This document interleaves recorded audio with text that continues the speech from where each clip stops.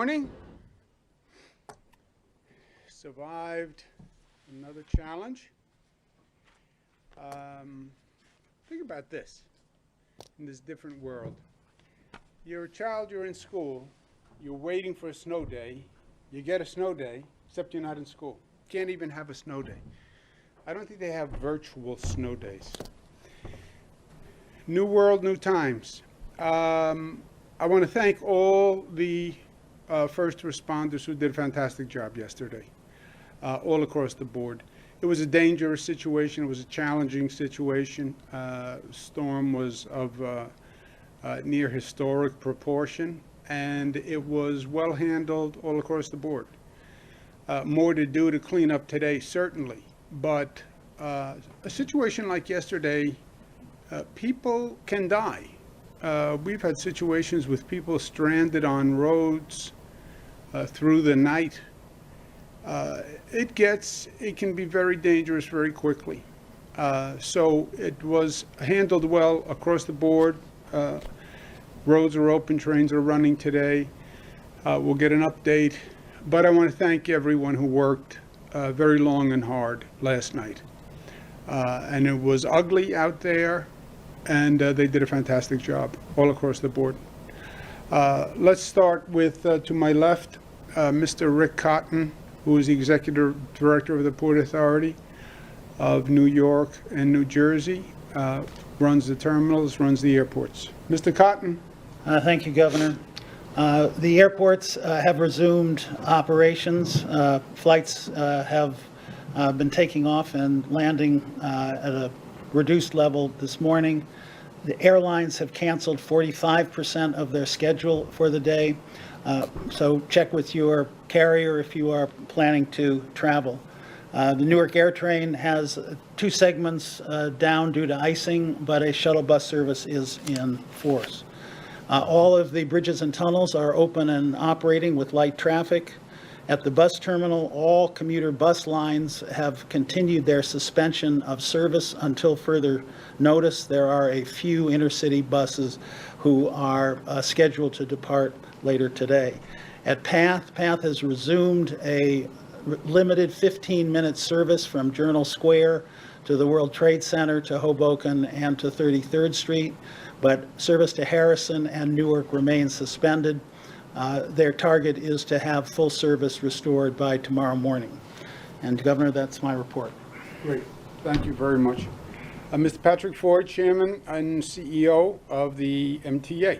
Thank you, Governor. First, I want to start by thanking the thousands of men and women of the MTA who were out there before, during, and continue to be out there, Governor, cleaning and clearing.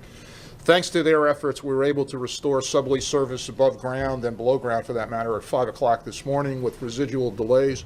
Long Island Railroad began running weekend service at 4 a.m. and Metro North's first trains commenced around the same time regular service. Buses continue to operate with reduced service today. As for bridges and tunnels, the empty and tandem tractor-trailer ban was lifted at 6 o'clock in the morning. All things considered, Governor, everything went well. We had been planning for this particular storm for a number of days and in some ways for years. And we're monitoring conditions minute by minute and hour by hour. The decision to suspend above ground service on the subways and Metro North and Long Island Railroad yesterday was clearly the right one. Some subway cars en route prior to cessation of above ground service did get caught in snowdrifts. One in particular needed to be dug out. In terms of snowfall, this is one of the most extensive snow events in the history of New York City, so our crews had an incredible job in front of them. Snow clearing and salting continues today. Safety is our highest priority, and every decision that was made was taken with that in mind. Ridership, Governor, was light during the storm. Subways saw approximately 11% of pre-COVID ridership and about 30% of current ridership. Buses carried about 13% of pre-COVID ridership. We continue to advise New Yorkers to continue to stay home and avoid unnecessarily travel while the cleanup continues today. Earlier this morning, there was a water main break, a city water main at 96th Street on the west side, which temporarily affected service on the 1, 2, and 3 lines. But Sarah Feinberg and her team have gotten that resolved. Crews acted quickly and worked with New York City DEP to get service up and running. Again, I want to give an incredible shout out to our incredible workforce who once again showed their mettle. Sarah and her team had literally nearly 10,000 people working out clearing snow. Long Island Railroad approximately 2,000 and 1,600 approximately for Metro North. I also want to give a shout out to our partners in the sanitation department of the city of New York who closely coordinated plowing activities with our buses. Finally, there's another storm on the horizon, and we're confident we can handle whatever comes our way. Thanks, Governor. Thanks. Thanks for that last point, just in case we forgot. Another storm. What a surprise. Who'd have guessed? To the head of the New York City Transit Authority, Sarah Feinberg. Thanks, Governor. All great points from Pat. I'll try not to repeat you. As always, New York City Transit workforce rose to the challenge, started prepping and planning days ago for the double whammy of first the extremely frigid temperatures at the end of last week and into the weekend, and then the snow. We continued to operate underground service throughout the storm. As Pat said, over 9,500 employees, hourly managers, and supervisors were deployed to respond to the storm, keeping stations, tracks, and yards operational and clear of snow. Every station, 472, were sanded, salted, and shoveled. Several passes of snow removal were completed at above and below ground stations through the storm. To the extent that we have residual issues this morning, some of those are related to continuing to clear stations. Crews are still out today working through that. We had more than 100 portable snow blowers and throwers out, deployed over 40 pieces of snow fighting equipment. We operated sweeper trains with ice scraper shoes to assist with clearing ice on the third rail, responded to 52 switch malfunctions. Maintenance of way dug out the tracks at 68 locations where heavy snow is accumulating, and dug out by hand 8 revenue trains and 1 de-icer train. Countless service delivery crews were digging out the stop arms of signals by hand. We maintained 20 major yards by continuously clearing the tracks and keeping signals operational. I want to thank our customers for their patience while we took these measures to keep them safe and closed above ground service. On buses, as Pat said, 13% ridership. I think the decision to provide reduced service yesterday in order to remove the articulated buses and chain all 40-foot buses enabled us to continue to provide service throughout the entire event. We have some routes across the city still with minor detours as sanitation completes the snow clearing efforts. As Pat said, looking ahead, we're closely watching the weather forecasts for the next storm, but my huge thanks to the men and women of New York City Transit who once again got us through. Thank you. Well said. Mike Copey, who is the director of our emergency efforts statewide. Mr. Copey. Thank you, Governor. Just a quick update on the snow. Although it's not snowing here in the metropolitan New York City area, it continues to snow in different places across the state. Over the next 12 hours, we expect to see another 10 to 12 inches in the North Country and Plattsburgh. Through the Syracuse, Finger Lakes region, we're going to see 6 to 8 inches. And the other points north of the Catskills and even the northern suburbs should expect to see another 1 to 3 inches before the snow ends. During the course of the event, the state police handled over 300 accidents throughout the state, including a fatal snowmobile accident in Orange County. A Department of Transportation truck was involved in an accident with somebody on the road, who resulted in minor injuries, and a state trooper who was assisting a disabled motorist in Seneca County was injured also. Fortunately, everyone there sustained minor injuries. Just for those who may be venturing out today to the state parks, I'd ask you to please check the park's website. Due to the snow, there are a number of facilities that are still closed at this point. Just following up on what Pat said also, we have not one but 2 storms that are coming in, and so I just ask the public, it's always best to prepare early. We're expecting some form of winter precipitation on Friday afternoon. That'll be downstate and parts of upstate. And Sunday for Super Bowl Sunday could be another larger snowstorm that we're tracking right now. So from a preparedness standpoint, it's always best to prepare early. Governor, that's it. We continue to be prepared. Thank you. Thank you, Michael. I also want to thank Rick and Pat and Sarah because we still have more snow moving upstate. The storm is moving north, and they've agreed to go work in upstate New York today and help them with their snow issue, so I want to thank them very much. Kidding. Only myself and Mr. Copey do that.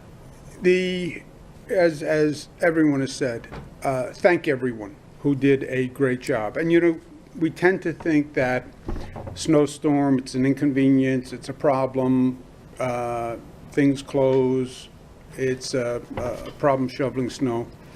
These can be deadly events if they are not handled correctly. If you don't get the roads cleaned properly, people have accidents, people die.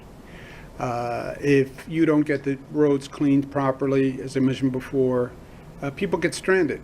And if you're stuck in a car in a highway overnight, it gets very dicey very quickly. If you get stuck in a train overnight and it gets cold, it gets very dangerous very quickly. So they did a great job, and we thank them, and more storms coming. But that is the period of life that we are in, right? We're in a period of storms and attacks and assaults. Let's go to one of them. Today is 339 since we've been dealing with COVID. These are the COVID numbers today: 5.47, 7-day average 4.9, 146 people passed away. They are in our thoughts and prayers. Hospitalization up 64, ICU up 3, intubations up 17. This is the percentage hospitalized. Long Island, Long Island, Long Island, we've been talking about. And the Mohawk Valley has been problematic. But Long Island has been problematic for a period of time. Highest positivity, Long Island and Mid-Hudson. In New York City, highest positivity, the Bronx, 6.4. And that has been for a period of time. And again, there's a significant difference. You look at Manhattan, look at Staten Island. We've made good progress in Staten Island, and I want to thank the Staten Island community for that. But the holiday surge has tapered off, and we are on the decline. 4.95, that's the first time we've had that low of positivity since the beginning of December. And the beginning of December was just at the start of the holiday surge, right? You had Thanksgiving. A few days later, you start to get the results of infection spread on Thanksgiving. So that's where we are. You see the hospitalization rate is coming down. Vaccines, we've done now over 2 million vaccines. First dose is 1.6, second dose is 385.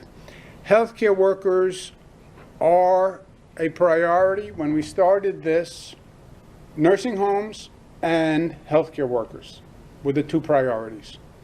Nursing home workers, we have vaccinated, and then it was hospital workers. Why hospital workers? Because they're the nurses, they're the doctors, they're the people who are exposed to COVID the most. If they get infected, they're super spreaders. And if they get infected, the hospitals will close.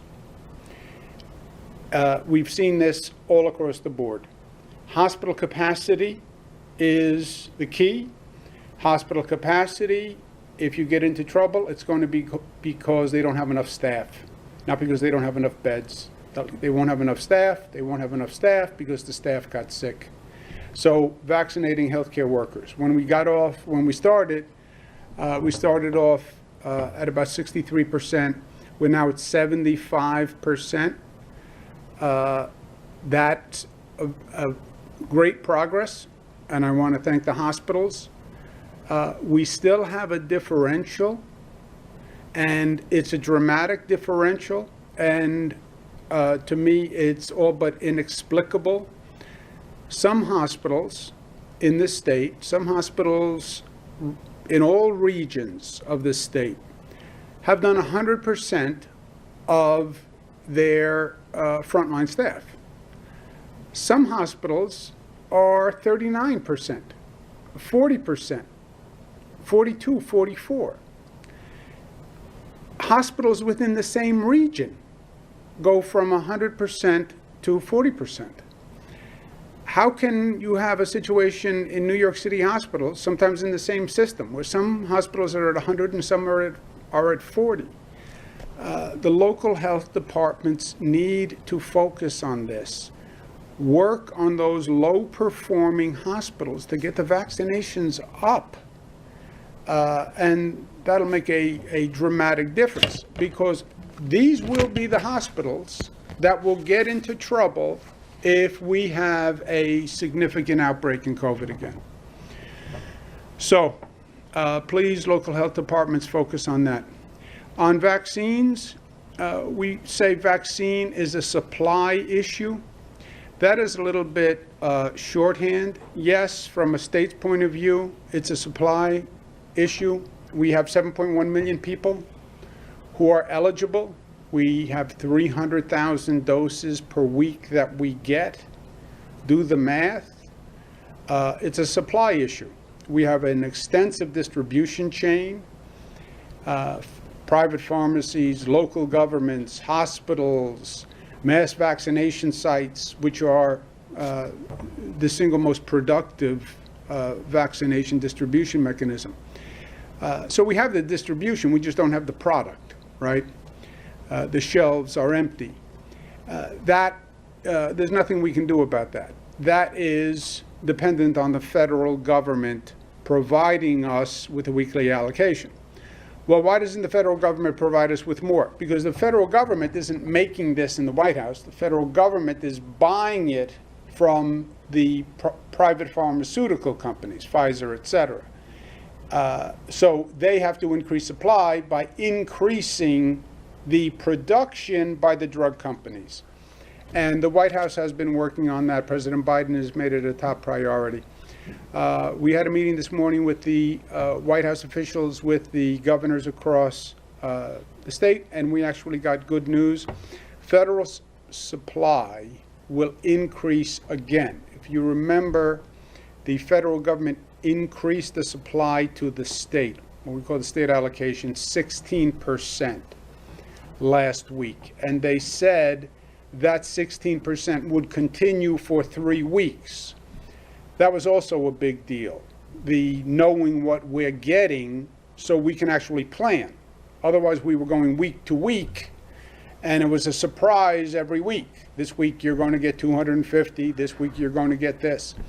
So knowing what we get 3 weeks in advance is very helpful. Knowing that we're going to get an increase is very helpful.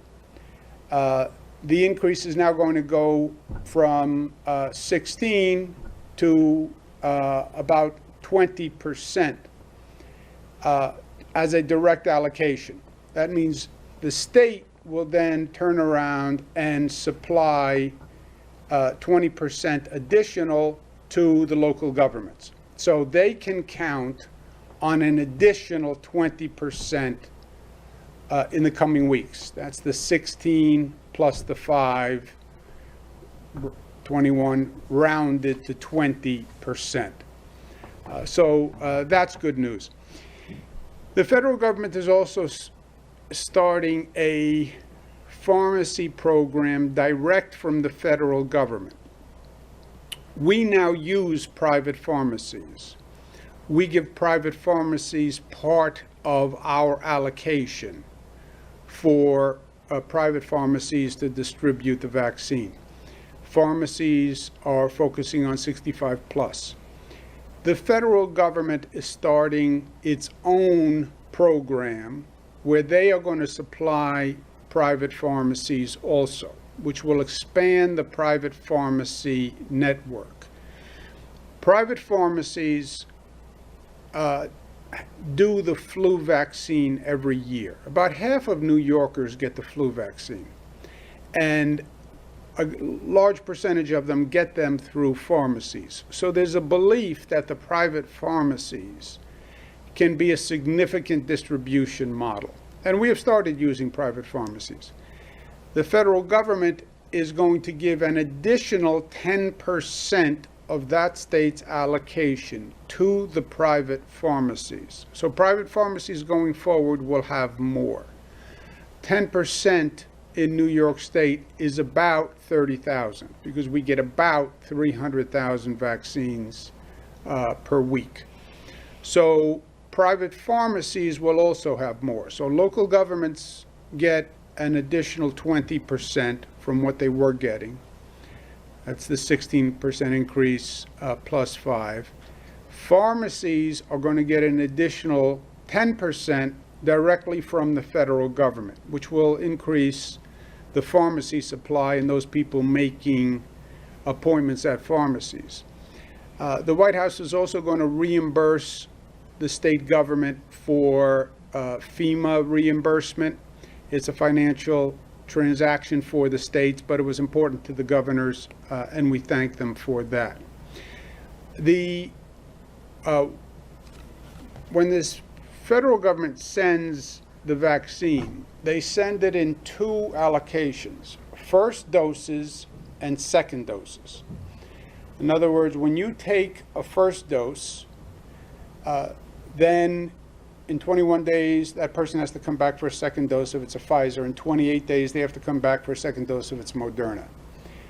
The federal government segregates the second dosage and basically reserves that for the people who received the first dosage. There's been a dialogue by some governors and some health experts saying start to use the second dose as a first dose. In other words, we have about 300,000 second doses this week. Use them for a first dose. The federal government does not now allow that. Why? Because then you have to really know what your future production is, right? If you start using the second doses as first dosages, that means your production has to ramp up very quickly, because then in 21 days, your numbers are going to exponentially increase. So at this point in time, the federal government does not allow using second doses for first doses. They're reserved for people. This may evolve over the coming weeks when the federal government gets a better handle on what the actual production is, but that's where we are now.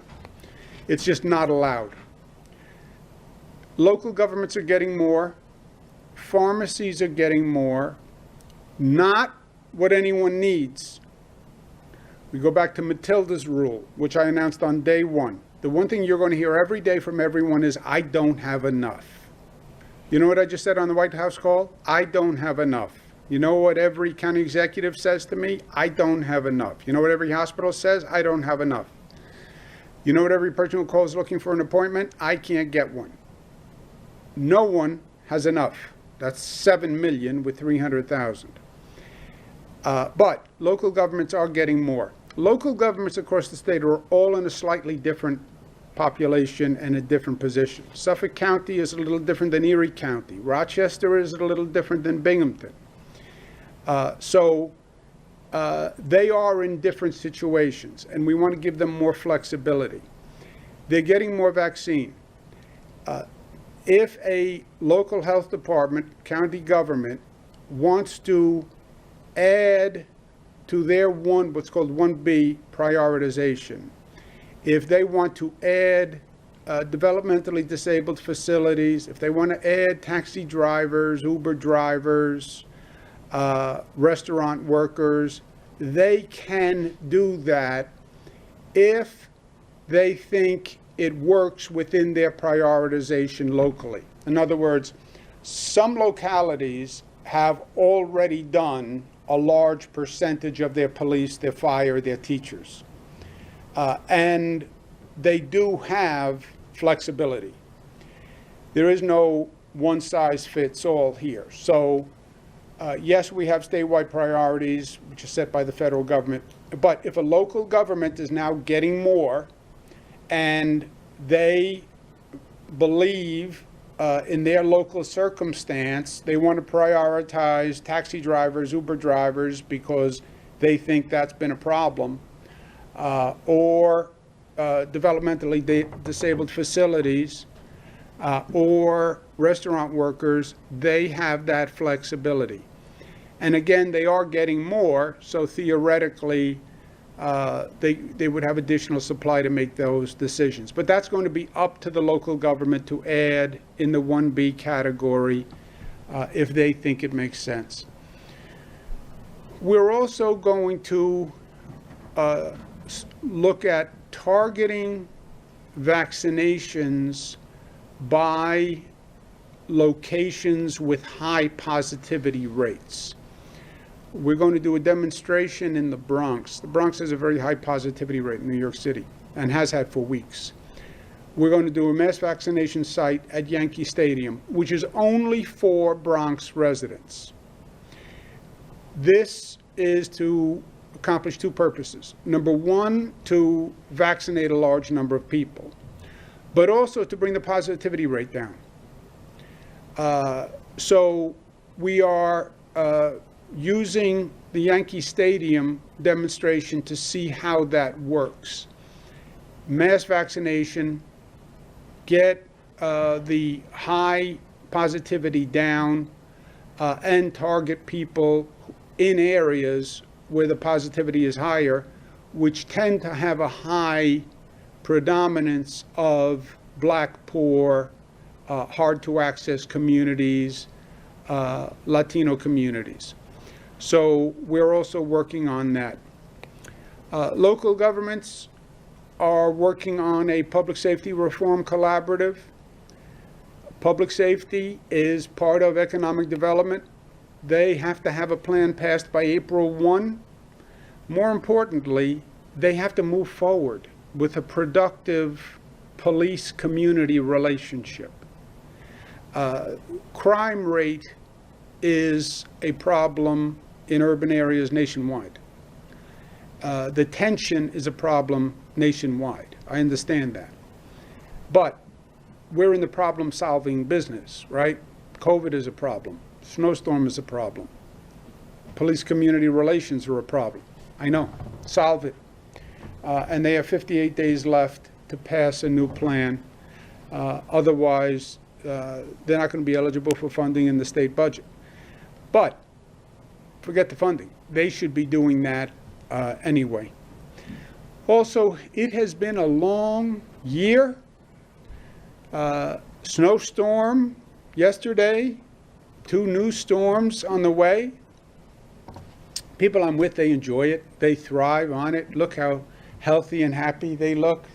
Sarah Feinberg smiling, Pat's smiling, Mike.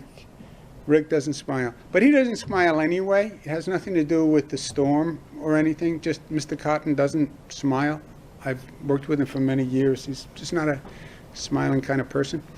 But take a breath. Do a little something different. There is the Moynihan Train Hall.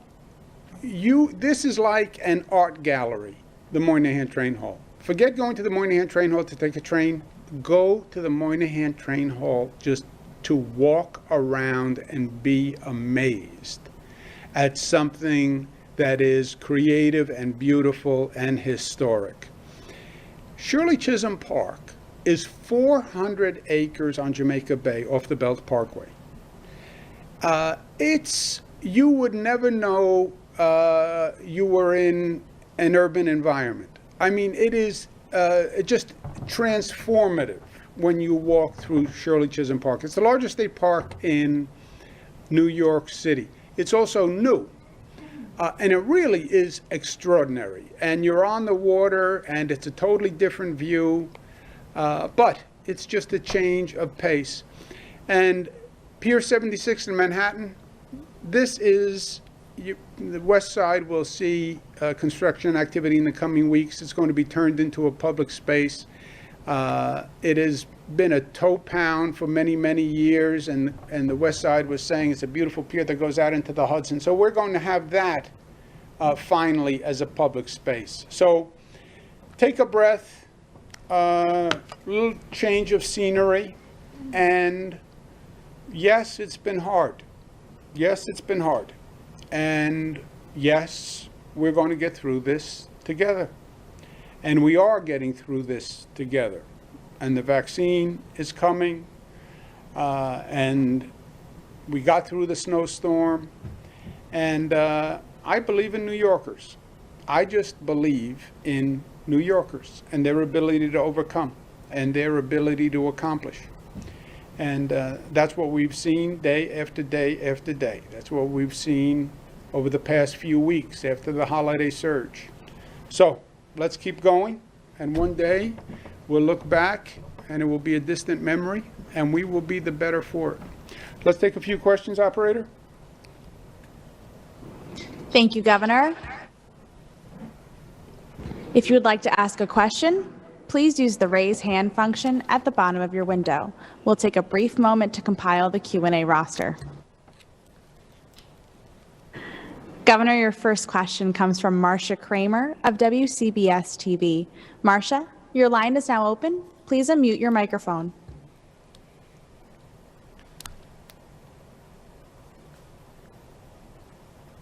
Good morning, Okay, Governor. operator, forget it. Marcia doesn't know how to unmute the microphone. Go to the next question right away. No, I'm right here. Can you No, hear I me? can't hear you. Go to the Oh, next come question. Put your hearing aid on. No, I can't hear you. Is it technical difficulty? I'll call you back. I'm losing you. I can't, I'm not holding my breath about you calling me back, so I'm going to ask the question now. So, Governor, look, there's been a lot of back and forth about allowing restaurant workers to get the vaccine. Yesterday, you said that it wasn't a good argument. Today, you've changed your mind. What led you to change your mind? And did Mayor de Blasio's comments today saying that restaurant workers should get the vaccine help to change your mind? Oh, no, Marcia, let's be clear. I said yesterday, I think everybody should get the vaccine. It's a practical problem of supply and demand. You know, you have many communities that are deserving of the vaccine. Nurses, police, fire, teachers, certainly. 65 plus, certainly. Those with compromised immune system, certainly. Those in developmentally disabled homes, certainly. Restaurant workers, certainly. It becomes a question of allocation and prioritization. You have some local governments that believe firmly that their taxi drivers are an issue and Uber drivers are an issue and they should be vaccinated. You have some local governments that want to focus on developmentally disabled facilities. You have some local governments that believe they should focus on restaurant workers. You have a limited supply. The good news is I just got off the phone with the White House and we're getting more. We're getting more for the local governments and we're getting more for the pharmacies. So now there's additional flexibility. And I'm leaving it up to the local governments to make a determination of what fits their situation best. And we do have more vaccine now, so there is more flexibility in the system. I don't know Mayor de Blasio if he's going to choose to do taxi drivers or restaurant workers or developmentally disabled communities or focus on the police, but that's a local determination for a local health department to make, the local county executive, the mayor, etc. Next question, operator. Governor, your next question comes from Andrew Donovan of WSYR TV. Andrew, your line is now open. Please unmute your microphone. Governor, good afternoon. How are you? Doing well. Got some snow here, as Syracuse always expects. People are very aware that the vaccine eligibility outweighs the supply. but people are also waiting on your every word, hearing about the underlying health conditions that may be eligible soon. I've also talked to a diabetic who says type 1 won't be included as soon as type 2, even according to CDC's phases currently. Wondering if you could update everyone on the status of your conversations with the CDC about underlying health conditions and eligibility. Yeah, thank you. You know, the CDC is now a new CDC, right? I chatted with Dr. Walensky this morning, who's the new CDC director. They are coming in, they're evaluating the decisions that the CDC made. When you talk about immune compromised, the question is, what do you include in that category? And that category can get very large very quickly. The prior CDC guidance on immune compromised, and I don't know the specific difference between diabetes 1, diabetes 2, on what they decided, but it's about 4 million people in New York State. Just to give you an idea of the scale, we're now at 7 million people. We only have 15 million people eligible. If you add 4 million people immune compromised, you're at 11 million of 15 million, and you're still only getting 300,000 dosages per week. So it becomes a question of, okay, everybody's available. Nobody can get it. That's part of what I believe the Trump administration did. 65 plus, everybody's eligible. 1A, 1B, 65 plus. Everybody's eligible. That's the good news. Bad news is we don't have any vaccine. Well, then what does eligibility mean if there's no availability? Eligibility without availability is illusory. And not only illusory, I believe it's counterproductive, because now you create additional anxiety. Now you have 7 million people chasing appointments for 300,000 doses every week. Now I'm sitting at my phone, dialing and redialing at my computer, going from website to website. Why did you create this anxiety? But we are where we are. I don't know what the CDC is going to decide about the new guidance, but you would need a significant additional supply, because we have 7 million eligible. We just hit 2 million doses. So we're not even a third of the way there, right, on the current eligible population. To now say to 4 million people, okay, you're eligible too. But, you know, we're nowhere near being able to get to you. It's meaningless. Now, the good news is, if Johnson & Johnson gets emergency authorization use, what they call EAU, that could be a big deal. Single dose, no hyper cold storage.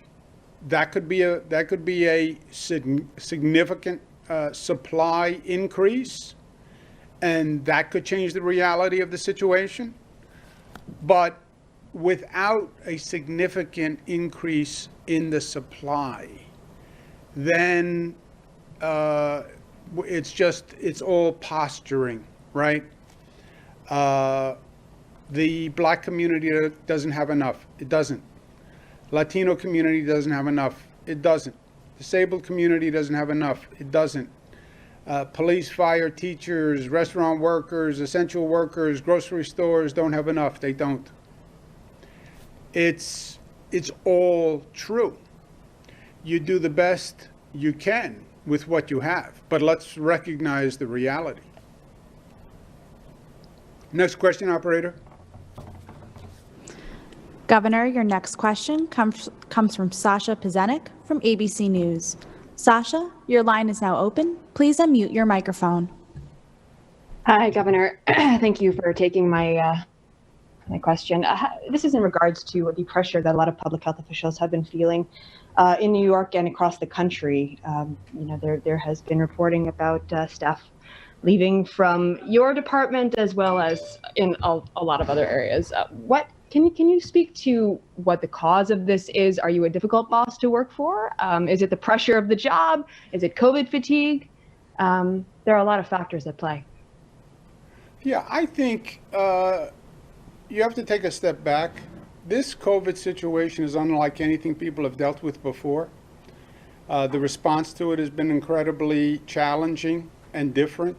It's collaborative, it's health departments, it's logistical agencies, it's all of the above. It's highly stressful, highly challenging, highly exhausting, highly fatiguing. It's not what a lot of people signed up for. It's not what a lot of people want to do. It's not what a lot of people can do. So it's all of the above.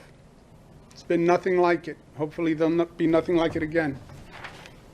Let's take one last question. Governor, your last question comes from Andrew Sif from WNBC. Andrew, your line is now open. Please unmute your microphone. Governor, good afternoon. Hope you're doing well. Doing very well, Mr. Sif. Gonna go home and go to sleep now. Yes, indeed. My question for you has to do with the cancellation of vaccines today.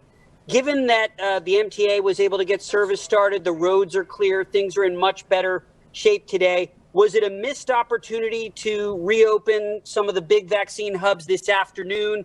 And might that change your approach with other winter weather ahead? In other words, couldn't we have gotten some folks vaccinated today? The mass vaccination sites downstate are closed today. No, Andrew, we were looking at a very dangerous storm.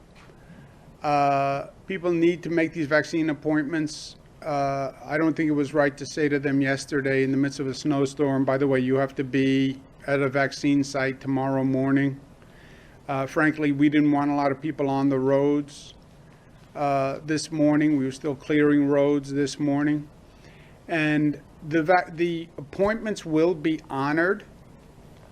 That will be done. Don't worry about losing your appointment. And again, we have more distribution than supply. We don't have distribution problems, Andrew. We have supply issues. Those people who have an appointment, they have a supply. That supply is not going anywhere. So don't worry about that. But yes, it's a day delay. You know me, Andrew. I don't like any delay. The doctrine of constructive impatience. But public safety comes first. And it wasn't worth the risk to have people out on the roads today. And yes, they did a remarkable job in clearing roads and getting the subways up and the rail up. But it wasn't worth the risk. And tomorrow we'll be back at business. And that's it. Thank you all New Yorkers, for the help. Thank you, all New Yorkers, for cooperating. People stayed off the roads. They stayed off the rail.